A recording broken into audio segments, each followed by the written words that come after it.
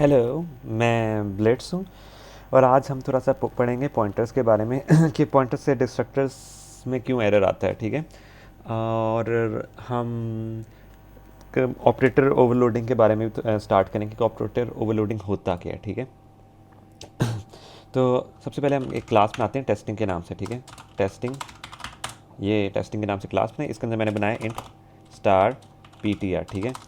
अब ये पॉइंटर ना एक डायनेमिक वेरिएबल बनाए जब कंस्ट्रक्टर ऑन हो, ठीक है। मैंने इससे किया P T R is equal to new int, इसमें एक नया वेरिएबल बना लिया। जैसे ये मैं इससे बनाऊंगा टेस्टिंग में ऑब्जेक्ट वन, हुआ क्या कि ये टेस्टिंग जब स्टार्ट हुई तो इसने पॉइंटर तो बना लिया। जैसे ही ऑब्जेक्ट वन मैंने बनाया तो इसने उसके थ्रू एक वेरिएबल के साथ कनेक्ट हो गया, क्योंकि हमने डिफ़ॉल्ट कंस्ट्रक्टर ऑन किया तो वो एक पॉइंटर एक वेरिएबल को बना रहा है अब, और वो से ही पॉइंट कर रहे हैं। लेकिन अगर मैं कहता हूँ यार testing object two is equal to object one, इसमें क्या होता है बाय डिफ़ॉल्ट वो शैलो कॉपी यूज़ करेगा, क्योंकि मैंने यहाँ अपना डीप कॉपी कंस्ट्रक्टर नहीं बनाया हुआ। अब जो पॉइंटर की वैल्यू है ना, वो उसको डायरेक्ट कॉपी कर देगा, क्योंकि मेंबर्स में सिर्फ पॉइंटर आ रहा है, ये वेरिएबल नहीं आ रहा है। ये वेरिएबल तो हमने पॉइंटर के थ्रू बनाया है कंस्ट्रक्टर से, ठीक है। तो मेंबर में पॉइंटर आ रहा है। अब यही वाला जो उसका भी जो उस ऑब्जेक्ट टू के मेंबर का भी जो पॉइंटर होगा ना, उसकी भी सेम वैल्यू यही होगी, बाय वैल्यू दोनों सेम होंगे। अब अगर वैल्यू सेम है तो एक ही ऑब्जेक्ट को पॉइंट कर रहे होंगे, सॉरी एक ही वेरिएबल को पॉइंट कर रहे होंगे, ठीक है। अब अगर एक वेरिएबल को पॉइंट करते हैं, मैं कहता हूँ यार मैं डिलीट कर देता हूँ ptr, ठीक है। तो क्या होता है, अब देखना इसमें रन टाइम में एरर आएगा, और वो क्यों आएगा हम बाद में भी डिस्कस करते हैं, पहले आपको एरर दिखा दूँ। हाँ देखो, ये किया, डिस्ट्रॉय किया और एरर आ गया, क्योंकि डिस्ट्रक्टर के ऑन होने पे एरर आ रहा है। ये क्यों आ रहा है, अगर हम देखें बात करें कि ऑब्जेक्ट वन बना ऑब्जेक्ट टू बना, दोनों दो पॉइंटर हैं, एक ही वेरिएबल को पॉइंट कर रहे हैं। जैसे ये प्रोग्राम एंड हुआ है तो वेरिएबल ऑब्जेक्ट टू या ऑब्जेक्ट वन में से किसी जिसका भी डिस्ट्रक्टर ऑन हुआ उसने उस वेरिएबल को डिलीट कर दिया। अब जो दूसरे वाला ऑब्जेक्ट है वो तो उसका तो पॉइंटर डैंगलिंग बन गया। अब वो जब डिलीट करेगा तो डिलीट पीटीआर पे एरर देगा, वो कहेगा यार ये तो किसी वेरिएबल को पॉइंट ही नहीं कर रहा, तो मैं किस चीज़ को डिलीट करूं। इसलिए ना ये हम डीप कॉपी करते कि इस तरह के डिस्ट्रक्टर के एरर भी नहीं। इसको और क्लियर दिखाने के लिए मैं ना ये कर देता हूँ, ये मैं करता हूँ ये और ये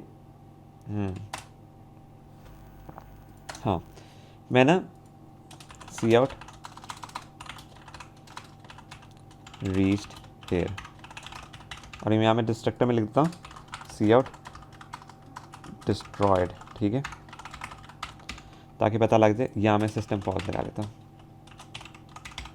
ठीक है। अगर मैं इसको देखूँ, हाँ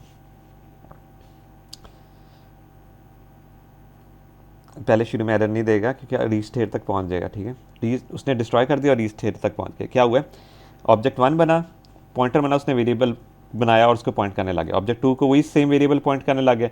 अब ऑब्जेक्ट टू जब ये क्लोजिंग ब्रैकेट से बाहर गया, डिस्ट्रॉय हो गया, और उसने साथ अपने वो उस वेरिएबल को भी डिस्ट्रॉय कर दिया जो ऑब्जेक्ट वन ने बनाया था बेचारे ने, ठीक है। अब यहाँ तक पहुँच गया। अब यहाँ से जब बाहर जाएगा, जब ऑब्जेक्ट वन डिस्ट्रॉय होगा ना, तो वो एरर दे देगा, कहेगा यार वो तो वेरिएबल तो है ही नहीं जिससे वो पॉइंट करता, वो तो डिलीट हो चुका है। तो ये वाला मसला चल रहा था, ठीक है। अब आ जाती है ऑपरेटर ओवरलोडिंग के बारे में बात, ठीक है। ऑपरेटर ओवरलोडिंग क्या होता है, जिस तरह अगर मैं क्लास बनाता हूँ, ठीक है, मैं टेस्ट के नाम से क्लास बनाता हूँ, ठीक है।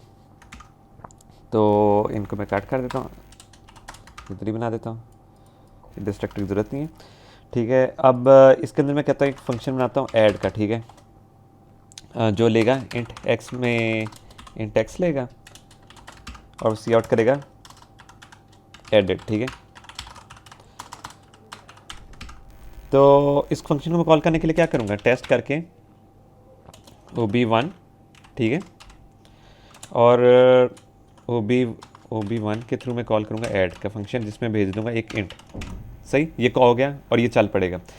अगर मैं कहता हूँ यार मैंने नाम से नहीं करना, ठीक है, मैं चाहता हूँ कि मैं ऑपरेटर का नाम लिखूँ, जिससे ये होता है 2 + 2 इज, हाँ ठीक है, x इज इक्वल टू 2 + 2।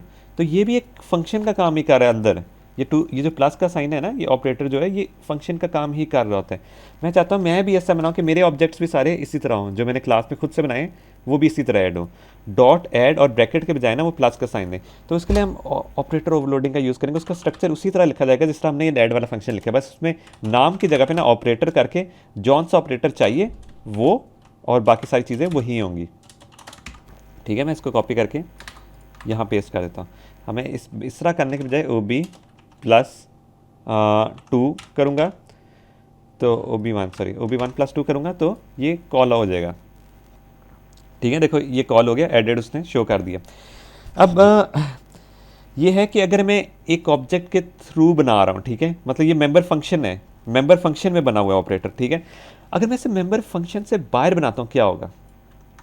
ठीक है, मेंबर फंक्शन से बाहर बनाता हूँ तो ये कह रहा होगा कि पैरामीटर्स में ना कम दिए हैं, हम इंट एक्स ले रहे हैं। ठीक है, इसका तो पहले से ऑपरेटर बना हुआ है, तो इस चीज़ को फिक्स करने के लिए हम कहते हैं यार मैं कहता हूँ यार ये 2 पैरामीटर्स में चीज़ें ले, क्योंकि इससे तो पता नहीं है ना किस कौन सा ऑब्जेक्ट इसे बुला रहा है। या मेंबर फंक्शन में जब बना था उसे पता था यार जो उसे बुलाएगा वो तो है ही है। ठीक है, वो तो पूरे ऑपरेंड्स में एक ऑपरेंड तो होगा ही होगा, क्योंकि 2 ऑपरेंड बनाने होते हैं ना, ऑपरेटर के लेफ्ट साइड और एक राइट साइड पे। जिसने कॉल किया फंक्शन ने जिस क्लास ने उसे क्लास के ऑब्जेक्ट में कॉल किया वो तो है ही है। अब दूसरा ऑपरेटर ऑपरेंड कौन सा होगा वो हमने पैरामीटर में लिख दिया था, लेकिन यहाँ तो इसे नहीं पता ना, यहाँ तो उसको पैरामीटर में एक ऑपरेंड मिला हुआ है, वो कहता है दूसरा ऑपरेंड कौन सा है। तो उसके लिए हम ये करेंगे यार, हम कह देते हैं उसे कि टेस्ट के नाम से ऑपरेंड बन रहा है 1, तो ये आ गया।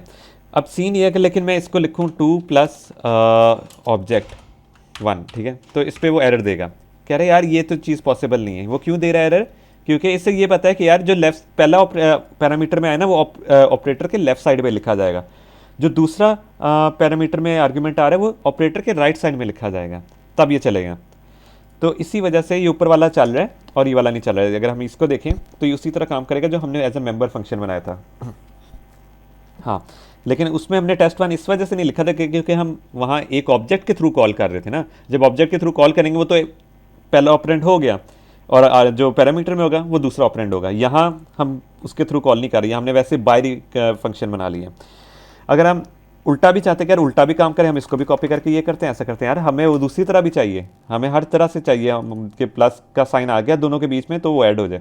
तो हम इंट एक्स कर देते हैं और टेस्ट में जाके 1 कर देते हैं। ठीक है, तो ये इस तरह दूसरी रेंज में भी कर देगा, 2 प्लस ओ बी 1 करेंगे तब भी ये कॉल हो जाएगा। ठीक है, अगर हम इस तरह देखें। अब कुछ फंक्शंस ऐसे, अब ये जो अगर हम देखें यार कितने ऑपरेटर्स को हम यूज़ कर सकते हैं, ये सारे के सारे ऑपरेटर्स हम यूज़ कर सकते हैं, लेकिन इनमें से कुछ ऑपरेटर्स हैं जो सिर्फ मेंबर फंक्शंस में बनते हैं और कुछ ऑपरेटर्स हैं जो पैरामीटर में इनफाइनाइट वैल्यू लेते हैं, जिस तरह ये वाला है, ये इनफाइनाइट वैल्यू लेगा। ठीक है, इसको अगर हम टेस्ट करने की कोशिश करें, वॉइड ऑपरेटर करेंगे और यहाँ ब्रैकेट्स डालेंगे और हम यहाँ ये करके ये करेंगे। अब देखें एरर कह रहा होगा कि मेंबर फंक्शन, ये सिर्फ मेंबर फंक्शन में बनाया जा सकता है। चलो सही है, हम इसे मेंबर फंक्शन में बना लेते हैं। अब ये इस तरह भी चल रहा है, इसके अंदर हम करते हैं int x, int y, int z. ठीक है, तो एक सेकेंड, हाँ हाँ, ये देखो 3 पैरामीटर्स में भी ले रहा है। हम ये डॉट डॉट डॉट का इस्तेमाल करते हैं, इसका मतलब है कि ये इनफाइनाइट वैल्यूज़ पैरामीटर में, इनफाइनाइट पैरामीटर्स में आर्ग्यूमेंट्स ले सकता है। तो कुछ ऐसे ऑपरेटर्स भी हैं। आहिस्ता आहिस्ता हम इन्हें डिटेल में और स्टडी करेंगे कि यार किस किस तरह के ऑपरेटर होते हैं। एक इंक्रीमेंट के लिए भी होगा, डिक्रीमेंट के लिए भी होगा। हम अपने ऑब्जेक्ट को बहुत ज़्यादा बेहतर बना सकेंगे, रीडेबल बना सकेंगे। तो इस तरह हम ऑपरेटर का ओवरलोडिंग हम अपनी नेक्स्ट 4 वीडियोज़ में यही पढ़ेंगे कि ऑपरेटर ओवरलोडिंग। अगर आपको मेरी वीडियो पसंद आई हो तो इसको लाइक, सब्सक्राइब और शेयर करें और हम मिलेंगे अपनी नेक्स्ट वीडियो में।